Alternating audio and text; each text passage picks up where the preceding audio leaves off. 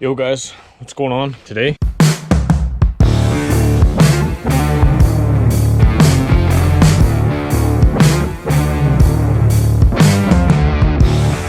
We're just gonna get to work.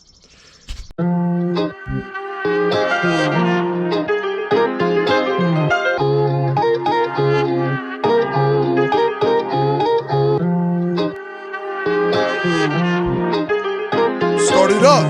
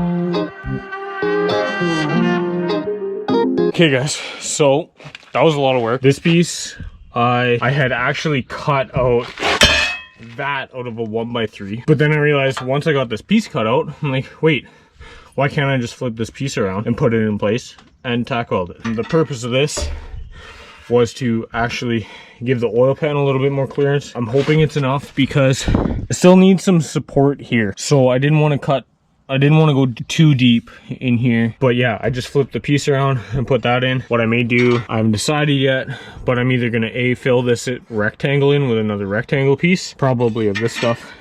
If not, then I'm gonna actually triangulate it into this point, like backwards, kind of like so. But then I also smashed the crap out of the firewall.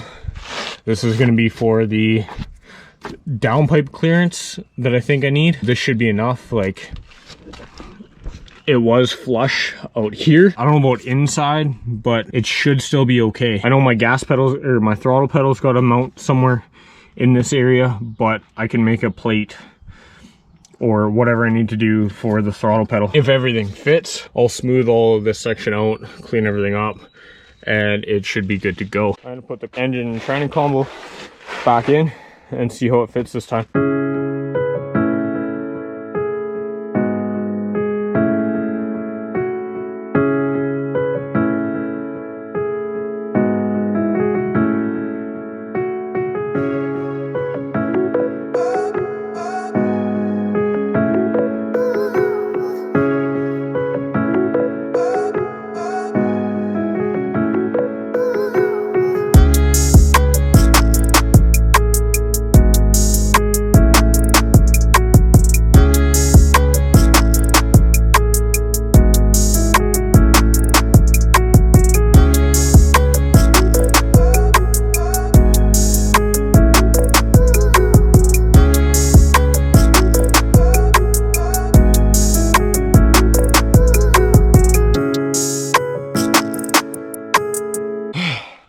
back in place. Got the cross member notched out. I got the firewall dented. It looks like I have a lot more room between the turbo and the firewall now. This flange bolts here.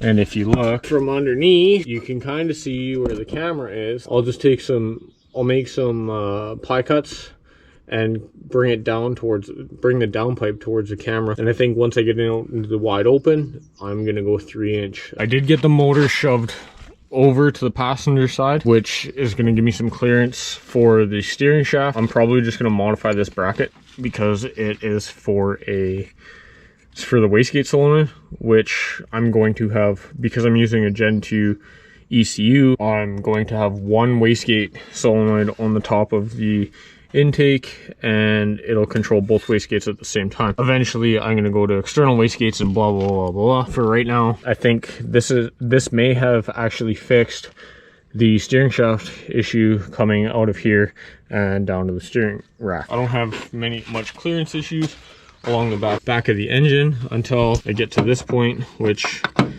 will be easy enough. I'll just put a dent in here. All I need to do is an AN thread for the coolant line here. Back to this turbo over here. Compared to the last video, it's a lot closer to the firewall than it was before. So I was able to actually get the motor pushed backwards a little bit. And if you look, it's not on nearly as much of an angle. This is 4 degrees. If you kind of compare it, it's actually pretty close to about 4 degrees. I was able to get the engine lower. It is sitting on the cross member right now just for some support, but I will use I'll use a 1/4-inch spacer when I build my motor mounts. Bugs are getting really bad right now, and I gotta get this covered just in case it rains. So yeah, this is what we're gonna start working with here for motor mounts and tranny mount and all the fun stuff. We're gonna just work on this thing. I'm gonna try not to talk too much in the next few videos. If you'd rather not listen to me, well then hopefully these videos are much better for you. We'll see you when I'm ready to build motor mounts. And until then, like, subscribe, follow on Instagram @rooflessgarage, and maybe even share this video. Your friends might like it. I don't know.